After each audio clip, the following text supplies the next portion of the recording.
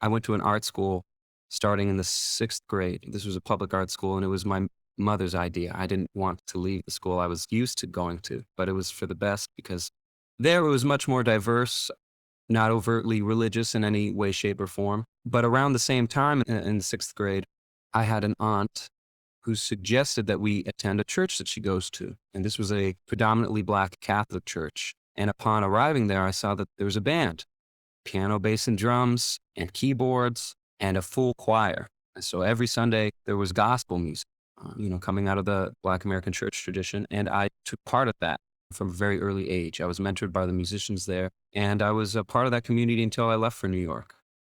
So all that to say is I've just had a lot of different influences. Not any single experience over those years really, I guess, put me in a single cultural category, if that makes sense. Hmm. I guess I have to say, to me, cultural context is more important than talking about race. We don't have control over our genealogical backgrounds. We're just living here.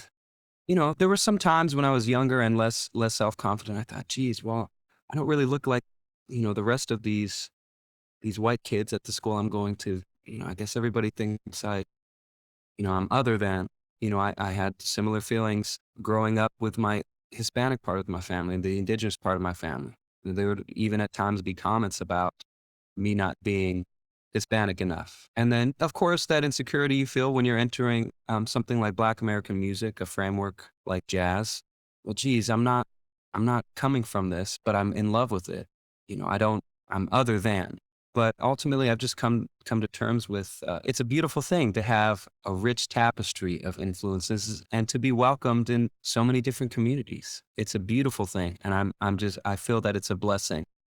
Whether or not people come to predetermined conclusions about who I am or what my motives are, that's okay. I just try to be as sincere as I can be and show as much respect as I can, and give credit due where it's coming from.